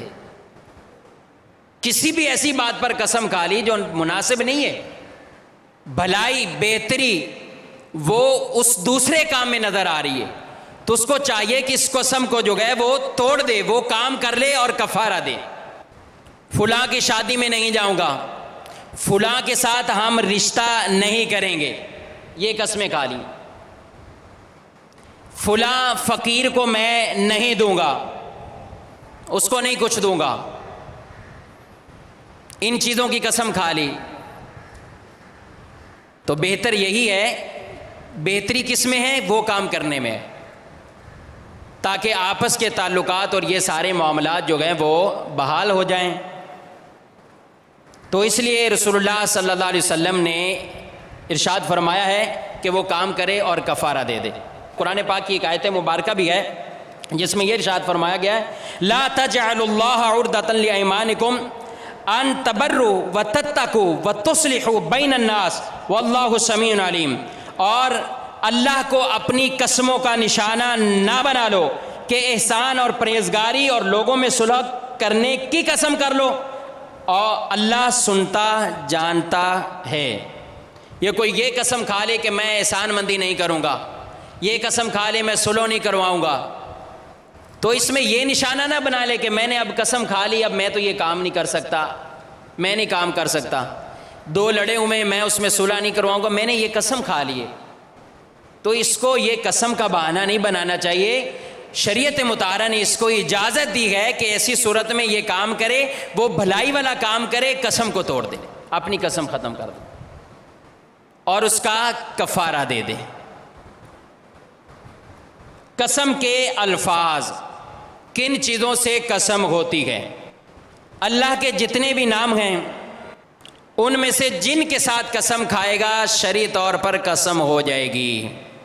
اللہ کے جتنے بھی نام ہیں ان میں سے جن کے ساتھ قسم کھائے گا شرعی طور پر وہ قسم کہلائے گی۔ اسی طرح اللہ کی صفات جن سے قسم کھائی جاتی ان سے کھائے گا تو بھی قسم ہو جائے گی۔ ان کی مثالیں لکھ لیں، اس طرح قسم کھائے، اللہ کی قسم، خدا کی قسم، رحمان کی قسم، رحیم کی قسم، پروردگار کی قسم، خدا کی قسم، یہ جو بھی اللہ کے اسماء مبارکہ ان کی قسم کھائے، صفات کی قسم کھائے، اس طرح کھائے کہ اللہ کی عزت و جلال کی قسم ہے، اس کی بزرگی کی قسم ہے، اس کی عظمت، اس کی قدرت، اس کی قوت، ان کی قسم ہے۔ تو قسم شرعی طور پر جو قسم ہوگی وہ اللہ کے نام مبارک اور آپ کی اللہ تبارک و تعالیٰ کی صفات، ان سے قسم جو ہے وہ شرعی قسم کہلائے گی۔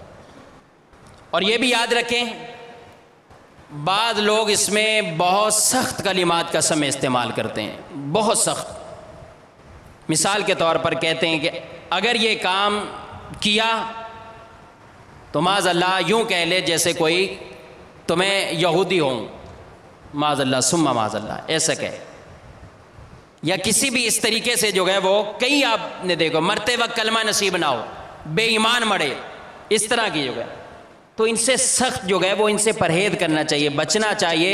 رسول اللہ صلی اللہ علیہ وسلم کی حدیث ہے اس بارے میں، رسول اللہ صلی اللہ علیہ وسلم نے فرمایا کہ اگر اس نے قسم کھائی اس طرح کی اور پھر اس کو جھوٹی کر دے تو وہ ویسا ہی ہے جیسا اس نے کہا ہے۔ تو اس لیے پہلے ہی اس میں احتیاط کرنی چاہیے۔ اگر کوئی اس طرح کی قسم کھائے کہ بے ایمان مرے، کافر مرے، یہودی مرے، مرتے وقت کلمہ نصیب نہ ہو، اور پھر اس قسم کو جھوٹی کر دے کہ اگر میں نے یہ کام کیا تو پھر یہ ہو، اور جھوٹی کر دے اس کو، تو حدیث میں فرمایا گیا کہ وہ شخص ویسا ہی ہے جیسا کہ اس نے قسم کھائی۔ یوں ہی صدر الشریعہ علیہ رحمہ فرماتے ہیں کہ اگر کوئی یہ کہے کہ خدا جانتا ہے میں نے ایسا نہیں کیا، خدا جانتا ہے میں نے ایسا نہیں کیا، لیکن حقیقت اس کے برخلاف ہے، یعنی وہ جھوٹ کہہ رہا ہے اور اپنے جھوٹ پر اللہ کو گواہ بنا رہا ہے، اور اللہ کے بارے میں یہ کہہ رہا ہے کہ خدا جانتا ہے میں نے یہ نہیں کیا، جبکہ اللہ جانتا ہے اس نے جو کیا ہے۔ وہ یہ کہہ رہا ہے کہ خدا جانتا ہے میں نے یہ نہیں کیا، لیکن اس نے حقیقتاً کام کیا ہے۔ تو صدر الشریعہ علیہ رحمہ فرماتے ہیں اکثر علماء کے نزدیک یہ شخص کافر ہے۔ تو یہ کلمات عام ہیں، بولے جاتے ہیں۔ قرآن کی قسم شرعی قسم گئے، قرآن کی قسم شرعی قسم گئے۔ قرآن کی قسم کھا کے بول رہا ہے، قرآن پہ ہاتھ رکھ کے قرآن کی قسم کھا لی، دونوں اعتبار سے قرآن کی قسم ہے۔ اگر ہاتھ میں قرآن نہیں بھی ہو قسم کھا لیتا ہے قرآن کی تو بھی قسم ہے، اور قرآن ہے اس پر ہاتھ رکھ کے قسم کھا لیتا ہے قرآن کی تو بھی قسم ہے۔ حلال کو حرام کرنا، کوئی چیز حلال ہے اس کے لیے اور یہ کہہ دے کہ یہ چیز مجھ پر حرام ہے، یا کسی سے کہ تجھ سے بات کرنا مجھ پر حرام ہے، اب اس کو بھی فرمایا گیا کہ یہ بھی قسم ہے، اگر اس کا برخلاف کرے گا تو اس کو کفارہ دینا ہوگا۔ قرآن پاک میں اللہ جل شانہ ارشاد فرماتا ہے یا ایھا الذین آمنوا لا تحرموا الطیبات ما احل اللہ لکم ولا تعتدوا ان اللہ لا يحب المعتدین۔ ترجمہ کنز الایمان، اے ایمان والو حرام نہ ٹھہراؤ وہ ستھری چیزیں کہ اللہ نے تمہارے لیے حلال کی، اور حد سے نہ بڑھو، بے شک حد سے بڑھنے والے اللہ کو ناپسند ہیں۔ اور پھر آگے اسی کے بعد ارشاد فرمایا وَقُلُوا مِمَّا رَزَقَكُمُ اللَّهُ حَلَالًا طَيِّبًا، اور کھاؤ جو کچھ تمہیں اللہ نے روزی دی حلال پاکیزہ، وَاتَّقُوا اللَّهَ الَّذِي أَنْتُمْ بِهِ مُؤْمِنُونَ، اور ڈرو اللہ سے جس پر تمہیں ایمان ہے۔ تو جس نے حرام ہونے کی قسم کھا لی کہ یہ چیز مجھ پہ حرام ہے، گوشت کھانا مجھ پہ حرام ہے، دودھ پینا مجھ پہ حرام ہے، اس طرح کوئی کہہ لے تمہارے گھر کھانا حرام ہے مجھ پر، لڑائی میں بول دیتے ہیں اس طرح، تو کسی حلال چیز کو حرام اپنے اوپر کر لینا یہ قسم ہے، اگر اس کا برخلاف کرے گا تو اس کو قسم کا کفارہ دینا ہوگا۔ اور حکم یہی ہے کہ وہ حلال کو جو ہے وہ اب حرام نہ سمجھے، کھا لے اس کو کھائے، کیونکہ قرآن میں فرمایا کہ وہ حلال ہے، اس کو کھاؤ، تم اس کو کھائے اور کفارہ دے دے۔ یہاں تک قسم کی اقسام اور کن چیزوں سے قسم کھائی جاتی ہے ان کا ہم نے درس سنا۔ اب آگے ایک مسئلہ لکھیے، غیر خدا کی قسم مکروہ ہے۔ غیر خدا کی قسم مکروہ ہے، اور نہ ہی یہ شرعی طور پر قسم ہے۔ توجہ سے یہ باتیں سنیے گا، کئی افراد ایسے ہوتے ہیں بہت پریشان ہو جاتے ہیں ایسی قسم کھا کے، پھر اولاً تو یہ قسم کھانا ہی مکروہ ہے۔ جیسا کہ شروع میں نے حدیث پڑھی کہ نبی کریم صلی اللہ تعالیٰ علیہ وآلہ وسلم نے باپ کی قسم کھانے سے، اس حدیث میں ممانعت آئی ہے کہ منع فرمایا گیا، تو یاد رکھیں باپ کی قسم ہو یا ماں کی قسم ہو، بیٹے کی قسم ہو یا بیٹی کی قسم ہو، تمہاری قسم میری قسم، اپنے آپ کی قسم دے دیں، اپنے سر کی قسم دے دیں، بیٹے کے سر پہ ہاتھ رکھ کے قسم دے دیں۔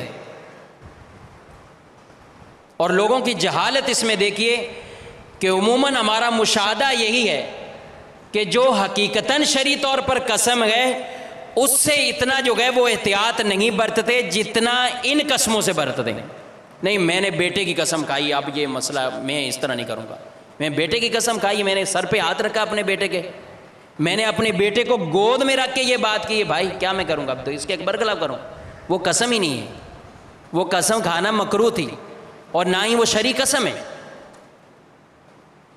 کیونکہ قسم جو آپ بات میں پختہ کر رہے ہیں وہ تعظیماً اللہ کے نام اور اس کی صفات کے ساتھ، تاکہ اس معاملے میں قوت پیدا ہو جائے.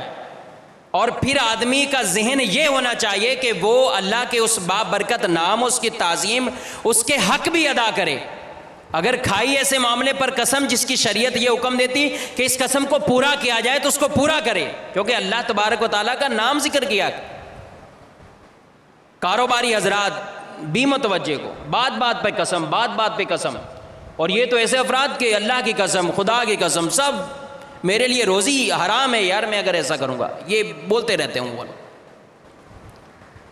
اور یہ جھوٹی قسمیں جو ہم نے پڑھا، جھوٹی قسمیں اگرچہ ظاہری مالی کفارہ نہیں ہے، لیکن دوسرا دیکھیں گناہ گار ہوگا، کبیرہ گناہ ہے. اور ہر دوسرا دکان والا کہتا ہے بھئی قسم اٹھا کے کہ مجھے یہ چیز اتنے کی آئی ہے، میں نے اتنے کی خریدی ہے، تمہیں اتنے کی کیسے بیچ دوں میں؟ وہ پتہ ہے جھوٹ بول رہا ہے. اگر وہ جھوٹ بول رہا ہے تو اس کو سخت جو ہے وہ گناہ گار ہوا ہے، اس کو توبہ کرنی چاہیے. اور پیارے مصطفیٰ صلی اللہ علیہ وسلم کا یہ فرمان وہ رکھ لے، اپنے ذہن میں رکھ لے. آپ صلی اللہ علیہ وسلم نے فرمایا جھوٹی قسم سے سودا فروخت ہو جاتا ہے اور برکت مٹ جاتی ہے. اب اس نے بھلے یہ سمجھا ہے لاکھوں کما لیں، لیکن جسے رسول اللہ صلی اللہ علیہ وسلم فرما رہے ہیں کہ اس سودے میں برکت ختم ہوگی، تو اب وہ بے برکتی والا مال کیا کرے گا؟ یہ کوئی ڈاکٹروں کی مد میں چلا جائے گا تو وہ کسی اور مد میں نکل جائے گا، جب برکت ہی نہیں اس میں. تھوڑا ہو، نفیس ہو، ستھرا ہو، اللہ اس میں برکت عطا فرما دے تو انشاءاللہ اس کے ذریعے سے ہمارے کئی کام جو ہیں وہ حل ہو جائیں گے. تو بات کر رہا تھا کہ جتنی اہمیت ہمارے معاملات میں، عرف میں، لوگوں میں ان کی قسموں کا احتیاط رکھا جاتا ہے. میں نے ماں کی قسم کھائی ہے، باپ کی قسم کھائی ہے، میں نے بیٹے کی کھائی ہے، فلاں کی کھائی ہے، یہاں تک کہ کعبے کی بھی قسم کوئی کھا لے، مسجد کی قسم کھا لے، عرش کی قسم کھا لے، تو بھی فقہا نے اس کو یہی لکھا ہے وہ قسم ہی نہیں ہے، وہ نہیں ہے قسم. اس کا کھانا ہی مکروہ ہے، یہ قسم بولنا ہی مکروہ ہے، اور قسم ہی نہیں ہے شرعی طور پر. یعنی اس پر قسم کے کوئی احکام لاگو نہیں ہوں گے. رسول اللہ کی قسم کھا لیں تو بھی فرمایا یہ شرعی قسم نہیں. کہ قسم کے بارے میں ہم نے سن لیا اللہ کے نام اور اس کی صفات، اللہ کے نام اور اس کی صفات، ان کی قسم. آگے مزید مسئلہ، ایک سے زائد قسمیں کھائیں ایک ہی کلام میں، واللہ، باللہ، تاللہ، للہ، یہ عربی میں ان 4 حروف سے جو ہے وہ قسم کھائی جاتی. واللہ واو سے، یعنی اللہ کے نام سے پہلے واو، واللہ، باللہ، تاللہ، للہ. ہمارے معاملے میں عموماً ان 4 سے نہیں کھاتے. ہاں بعض علمی طبقہ واللہ سے قسمیں کھاتے ہیں، واللہ کہہ کر جو ہے وہ سمجھتے ہیں، سامنے والا بھی سمجھتا ہے کہ واللہ سے کیا مراد ہے. واللہ سے مراد ہوتا ہے اللہ کی قسم. واللہ سے کیا مراد ہوتا ہے؟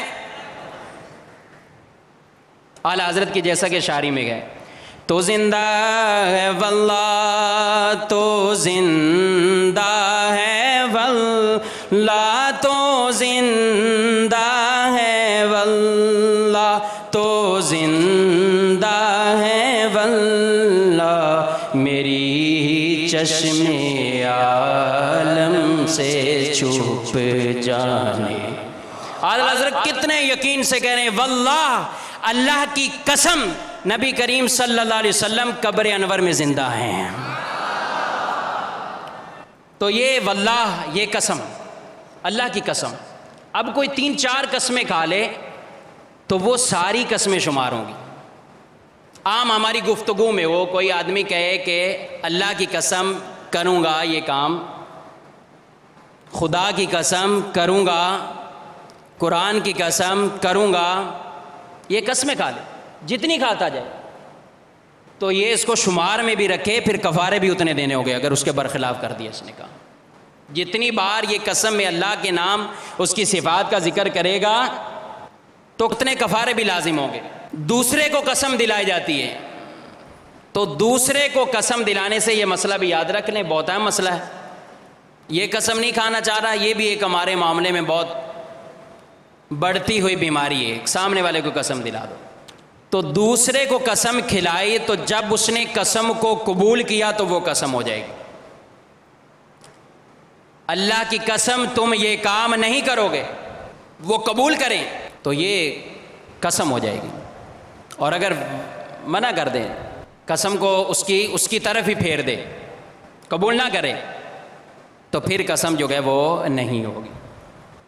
لہذا اگر کسی نے ماں باپ بچوں کی قسمیں اگر کھائی ہیں تو یہ کوئی قسمیں نہیں ہیں۔ اگر وہ ایسی رنجشیں بنا کر بیٹھے ہوئے ہیں کہ میں اس گھر میں جاؤں گا میرے بچے کو کچھ ہو جائے گا، اس کو اپنے گھر آنے دوں گا میرے بچے کو کچھ ہو جائے گا، کچھ نہیں ہوگا۔ اللہ پہ توکل کریں، جو شریعت مطہرہ نے احکام بیان فرمائے ان پہ عمل کریں، انہی میں عظمت، انہی میں برکت۔ اب سب سوچ رہے ہوں گے کفارہ کیا ہے، بہت قسمیں یاد ہیں، اب یاد بھی کر لیجئے گا کتنی قسمیں ہو چکی پہلے کی، ان کو شمار بھی کرنا ہوگا جس قسم پر کفارہ ہے۔ اور اب آ جائیں کفارے کی طرف، قسم کا کفارہ کیا ہے۔ قرآن پاک میں 7ویں پارے میں اللہ تبارک و تعالی ارشاد فرماتا ہے، لا یؤاخذکم اللہ باللغو فی ایمانکم وَلَٰكِن يُؤَاخِذُكُم بِمَا عَقَّدتُّمُ الْأَيْمَانَ، اللہ تمہیں نہیں پکڑتا تمہاری غلط فہمی کی قسموں پر۔ غلط فہمی کی قسمیں کون سی ہیں؟ لغو۔ کون سی ہیں؟ یعنی اس پہ اللہ گرفت نہیں فرماتا، یہ معاف فرمائیں۔ وَلَٰكِن يُؤَاخِذُكُم بِمَا عَقَّدتُّمُ الْأَيْمَانَ، ہاں ان قسموں پر گرفت فرماتا ہے جنہیں تم نے مضبوط کیا، جنہیں تم نے مضبوط کیا ان پہ تمہاری گرفت فرماتا ہے۔ فَكَفَّارَتُهُ إِطْعَامُ عَشَرَةِ مَسَاكِينَ مِنْ أَوْسَطِ مَا تُطْعِمُونَ أَهْلِيكُمْ أَوْ كِسْوَتُهُمْ أَوْ تَحْرِيرُ رَقَبَةٍ، تو ایسی قسم کا بدلہ 10 مسکینوں کو کھانا دینا، اپنے گھر والوں کو جو کھلاتے ہو اس کے اوسط میں سے، یعنی درمیانہ، یا انہیں کپڑے دینا یا ایک غلام آزاد کرنا۔ تو قسم کا کفارہ 10 مسکینوں کو کھانا کھلانا، یا 10 مسکینوں کو کپڑے پہنانا، ان کو کپڑے دے دینا، یا ایک غلام آزاد کرنا۔ یہ بورڈ پر بھی آپ دیکھ رہے ہوں گے، کفارے میں کھانا، کپڑے اور غلام آزاد کرنا، ان 3 کاموں میں آپ کو رخصت ہے۔ چاہے آپ کھانا کھلا دیں، کپڑے دے دیں، غلام آزاد کر دیں، چونکہ غلام ابھی ہے نہیں ہے لہذا اس کو نکال دیں، اب باقی رہے 2 آپشن صرف، کھانا کھلانا، کپڑے پہنا دینا۔ اور کھانا بھی کیسا؟ گھر بہت جو ہے وہ بریانیاں کھاتا ہو، بہت اعلیٰ اعلیٰ کھانا کھاتے، جب فقیروں کا معاملہ ہو تو ان کو دال روٹی کھلا رہا ہے، اوسط درجے کا۔ قرآن نے فرمایا درمیانہ، جو درمیانہ درجہ اپنے گھر والوں کو کھلاتے ہو، درمیانی کیفیت کا، نہ بہت اعلیٰ نہ بہت ادنا، اوسط درمیانی کیفیت کا کھانا، یہ کھانا کھلانا ہے۔ فَمَن لَّمْ يَجِدْ فَصِيَامُ 3 أَيَّامٍ، اور جو ان میں سے کچھ نہ پائے، کھانا کھلانے کی طاقت نہیں ہے، کپڑے بھی نہیں پہنا سکتا، غلام ہے نہیں، کیا کرے؟ اللہ تعالی ارشاد فرماتا ہے تو 3 روزے یہ بدلہ ہے تمہاری قسموں کا۔ 3 روزے اس کو رکھنے ہوں گے ایک قسم کے بدلے میں۔ کتنے روزے ہیں؟ 3 روزے پے در پہ مسلسل 3 روزے ہیں اس کو۔ پھر ارشاد فرمایا ذالک کفارۃ ایمانکم اذا حلفتم واحفظوا ایمانکم، اور اپنی قسموں کی حفاظت کرو۔ اسی طرح اللہ تم سے اپنی آیتیں بیان فرماتا ہے کہ کہیں تم احسان مانو۔ تو اولاً قسم کی حفاظت کی جائے، جن قسم کو پورا کرنا ضروری ہے،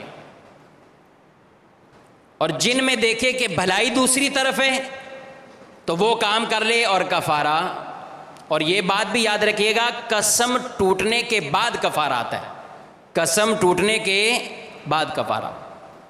ایسا نہیں ہے کہ قسم ٹوٹنے سے پہلے ہی کفارہ دے دے، قسم ٹوٹنے کے بعد وہ کام کرے اور کفارہ دے دے۔ 10 مسکینوں کو جو کھانا کھلانا ہے تو یہ 10 کو اس طرح کھانا کھلانا ہے مسکینوں سے یہاں شریف فقراء جن کو زکوٰۃ دی جا سکتی ہو وہی اس میں، جو ایک خاص اصطلاح مسکین والی ہے وہی صرف نہیں اس کے مستحق بلکہ شریف فقراء جنہیں زکوٰۃ دی جا سکتی، ان 10 کو آپ نے صبح کھلایا ہے تو 10 کو انہی کو شام کو کھلانا ہے، 2 وقت کا کھانا ہے۔ کتنے ٹائم کا کھانا گئے؟ 2 ٹائم کا، صبح اور شام، سارے ہوں شریف فقیر، سارے کیا ہوں؟ اگر 10 کو ایک ہی دن بلا کر صبح شام کھلا دیا تو کفارہ ادا ہو گیا، کفارہ ادا۔ اب 10 مسکین شریف فقیر، مسکین یا شریف فقیر ایک دن میں مل جائیں، صبح بھی ملیں اور شام بھی ملیں، دونوں ٹائم، اس کی بھی احتیاط جو ہے وہ ضروری ہوگی۔ یا ایک ہی شریف فقیر ہے، آپ جانتے ہیں یہ شریف فقیر ہے، اس کی آپ ڈیوٹی لگا دیں کہ آپ صبح اور شام میرے گھر پہ کھانا کھا لیجیے گا، یا اس کو کھانا دے دیں، تو 10 دن تک وہ ایک ہی کھاتا رہے۔ اگر ایک ہی دن جو ہے وہ اتنا اس کو دے دیا کہ وہ 10 کی مقدار کے برابر ہے تو بھی کفارہ ادا نہیں ہوگا۔ وہ 10 دن آئے اور باقاعدہ روزانہ جو ہے یہ صبح شام اس کو کھانا کھلا دے، یا اتنا کھانا دے دے، ایک کو دے تو 10 دن کرنا پڑے گا، 10 کو دے تو ایک دن میں ہی ہو جائے گا معاملہ۔ اور یہ بھی اس میں بھی آسانی ہے کہ اگر کھانا نہیں کھلانا چاہتا تو اس کی جو شریعت نے مقدار بیان کی ہے اتنی مقدار ان کو دے دیں، مالک بنا دیں، جتنی رقم بنتی ہے، تو اب دوسری ٹائم میں اس کو بلانے کی حاجت نہیں ہوگا۔ اس میں زیادہ آسانی ہے کہ پتہ چلے دن میں جن کو کھلایا تھا وہ فقراء میں سے 5 آئیں، اب 5 نئے آئیں تو پھر بھی کفارہ ادا نہیں ہوگا، کیونکہ انہی کو ہی کھلانا ہوگا جن کو دن میں کھلایا، شام بھی وہی کھائیں گے۔ اب 5 اور ڈھونڈو شریف فقیر، تو پھر اس کے لیے مسئلہ بنتا رہے گا۔ تو آسانی کفارہ ادا کرنے میں یہ ہے کہ شریف فقراء کو 10 شریف فقراء کو یہ وہ اماؤنٹ دے دے جسے شریعت مطہرہ نے 2 وقت کا کھانا کہا ہے، وہ ہے صدقہ فطر کی مقدار۔ 2 وقت کا کھانا کھلانا، اس کی مقدار کتنی ہے؟ صدقہ فطر، جو فطرانہ نکلتے ہیں، صدقہ فطر نکالتے ہیں رمضان میں، اس کی مقدار، یعنی اتنی گندم دے دے، آٹا دے دے، یا اس کے برابر رقم دے دے۔ اس کو آسانی سے یوں سمجھیں کہ صدقہ فطر 2 کلو میں 80 گرام کم، صدقہ فطر کی مقدار کتنی ہے؟ 2 کلو میں 80 گرام کم، 80 گرام زیادہ کر لیں، 2 کلو چلیں کر لیں، کچھ زیادہ ہی جا رہا ہے اس میں نا، مقدار جو ہے وہ جو بتائیے 80 گرام کم 2 کلو میں۔ اب 2 کلو آٹے کی جو قیمت ہے بالفرض 70 روپے بنتی ہے۔ جو بھی مدنی چینل کے ناظرین پتہ نہیں کہاں کہاں دنیا بھر میں سن رہے ہیں، تو ان کے ہاں جو ہوگا صدقہ فطر کی مقدار تو اسی کا اعتبار ہوگا، وہاں کتنے درہم بن رہے ہیں، کتنے وہاں دینار بن رہے ہیں، تو وہ وہیں کا ہوگا۔ تو ایک مثال سے سمجھا رہا ہوں، بالفرض 35 روپے کلو آٹا ہو اور 70 روپے بنتے ہوں، تو یہ ہے ایک شریف فقیر کا 2 وقت کا کھانا کھلانا، اس کی مقدار ہے۔ اب آپ 10 آدمیوں کو یہ 70 دے دیں تو کفارہ ادا ہو جائے گا، تو کفارہ ادا ہو جائے، یا ایک کو ہی روزانہ بلا لیں، وہ ڈیوٹی اس کی لگا دیں، وہ آپ سے 70 روپے لیتا ہے روزانہ، شریف فقیر ہوگا، خوش بھی ہو جائے گا، روزانہ جائے گا، 70 روپے لے گا آپ سے، آپ دے کے آ جائیں، آپ نے اپنی قسم کا کفارہ دینا نا، آپ دیں، اس کی ڈیوٹی کیوں لگا رہے ہیں؟ آپ کی ڈیوٹی بنے گی، آپ جائیں، اس کو ڈھونڈیں، آپ اس کو دیں 70 روپے، جتنا بھی بنتا ہو، یعنی 2 کلو کے برابر تقریباً یہ آپ اس کی مقدار بنا لیں اور یہ اس کو دیتے رہیں۔ 10 ایک جگہ مل جاتے ہیں تو 10 کو دے دیں، نہیں مل رہے، دشوار ہیں، ایک کو ہی دینا چاہ رہے ہیں تو اس کو 10 دن دے دیں۔ ایک ہی دن آپ نے دے دیا 700 روپیہ کے روزانہ اسے 70 نکالتے رہنا تو نہیں ہوگا دا، پھر مسئلہ ہو جائے گا، اس کو روزانہ دینے ہوں گے آپ کو الگ الگ، یا اپنا وکیل بنا دے کسی کو۔ مزید اس کو اور آسانی سے ادا کرنا چاہتے ہیں تو یوں بھی کیا جا سکتا ہے کہ آپ کسی سنی دارالعلوم میں چلے جائیں، جامعۃ المدینہ میں چلے جائیں، وہاں کے ناظم سے، معتمم سے رابطہ کریں، ان سے پوچھیں، ان کو بتا دیں کہ یہ قسم کا کفارہ ہے جو آپ کے مدرسے میں شریف فقراء ہیں، طلبہ شریف فقیر گئے جن کو زکوٰۃ دی جا سکتی ہے، یہ آپ ان میں تقسیم کر دیں۔ تو انہیں چاہیے کہ ان سے لے کر سیدھا ان 10 جو ہے ایسے طالب علم، اور عموماً مدرسوں میں ایسے موجود ہی ہوتے ہیں، ضرورت مند بھی، شریف فقیر بھی، تو آپ ان کو دیں، ان کی مدد بھی ہو جائے اس اعتبار سے۔ تو یہ سب سے آسان صورت یہی سمجھ میں آ رہی ہے کہ آپ کسی مدرسے میں چلے جائیں، اگر آپ کے پاس کہیں موجود نہیں ہے ایسا کوئی فقیر یا جس کو آپ دے سکتے ہو، یا کسی کو وکیل بنا دیں، وکیل بنا دیں گے تو بھی درست صورت ہوگی۔ وہ وکیل آپ کے بتائے ہوئے طریقے کے مطابق اگر یہ ادا کر دے گا تو بھی کفارہ ادا ہو جائے گا۔ اللہ تعالیٰ عمل کی توفیق عطا فرمائے۔ صلو علی الحبیب صلی اللہ تعالی علیہ وسلم۔ السلام علیکم ورحمۃ اللہ وبرکاتہ۔ سوکھی لکڑی پر بیٹھا ہوں یا قبلے کی طرف میرا منہ ہے، اس طرح قسم کھانے سے کیا قسم ہو جائے گی؟ قبلے کی طرف منہ کر کے، بلکہ میں نے خاص بتایا کعبہ کی قسم بھی کھا لیں تو قسم نہیں ہوتی، یہ ہمارے ہاں چلتے ہیں، اور بتا چکا ہوں ان چیزوں سے لوگ زیادہ ڈرتے ہیں، بجائے یہ کہ جس قسم سے ڈرنا چاہیے۔ کسی کو بول دو باہر بات کر رہا ہے لیکن اسی کا ہاتھ پکڑ کے بولو آؤ مسجد میں یہی بات کرو، نہیں کرے گا، نہیں بھائی میں پیچھے ہو جائے گا، میں نہیں بات کر رہا۔ تو ان چیزوں سے قسم شرعی طور پر قسم جو ہے وہ نہیں لازم ہوتی، اگر اس کو کہا کہ قبلے کی طرف جو ہے وہ منہ کر لو، اس سے بھی قسم لازم نہیں ہوتی۔ کہ مدنی قافلے کی جو منت اگر کوئی مانے کہ بھئی میرا یہ کام ہو گیا، میں 3 دن قافلے میں سفر کروں گا، ہاں بالکل اچھی بات ہے، اچھی منت ہے، اس کو پوری کریں، ثواب ملے گا انشاءاللہ۔ قسم منعقدہ کھائی کہ میں یہ کام کروں گا اور کام کرنا بھول گیا، تو اس صورت میں کیا کفارہ ادا کرنا ہوگا اور کیا گنہگار بھی ہوگا؟ ہاں، قسم جس کام پر کھائی ہو وہ کام چاہے قصدن ہو گیا ہو، بھول کر ہو گیا ہو، جس طرح بھی ہو گیا ہو، وہ ٹوٹ جائے گئی، اس کا کفارہ ادا کرنا اس پر لازم آئے گا۔ اور منعقدہ میں بھی بورڈ پر بھی آپ دیکھ رہے ہیں بعض صورتوں میں گناہ ہوگا، ہر صورت میں گناہ نہیں ہے، بعض وہ صورتیں جس پر توڑنا لازم ہے تو توڑ دیں، ان کو توڑنے کا حکم ہے، اس پہ گناہ گار اس کو نہیں ہوگا۔ آپ نے کفارے کی رقم شرعی فطر کے برابر فرمائی اور 2 وقت کا کھانا 1 دن کا، تو یہ شرعی فطر جو ہے یہ ایک وقت میں بھی شمار ہوگا یا دونوں وقتوں کا ایک ہی فطر ہوگا؟ صدقہ فطر کی مقدار 2 وقت کا کھانا کھانا ہے، یعنی صدقہ فطر جو گئے یہ 2 فطریں نہیں دینے پڑیں گے، کھانا کھلائے گا تو 2 ٹائم کھلائے، اور صدقہ فطر دینا چاہتا ہے تو ایک ہی صدقہ فطر 2 وقت کے کھانوں کے قائم مقام کا ہے۔ مدینہ السلام علیکم۔ اگر کوئی شخص قسمیں کھانے کا عادی ہے، اب اسے یاد نہیں کہ اس نے زندگی میں کتنی قسمیں کھا چکا ہے، تو اب اس صورت میں وہ کفارہ کس طرح ادا کرے؟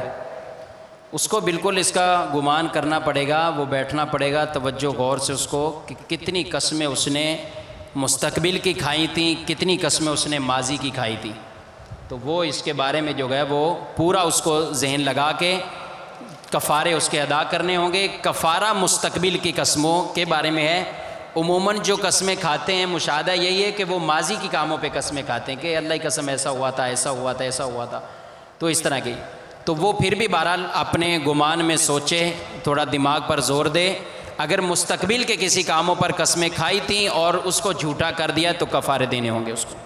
مدینہ حضور آپ نے کلیہ ارشاد فرمایا کہ غیر اللہ کی قسم شرعی قسم نہیں ہوتی، بعد میں یہ فرمایا کہ قرآن کی قسم شرعی قسم ہے، اس بارے میں وضاحت ارشاد فرمائیے۔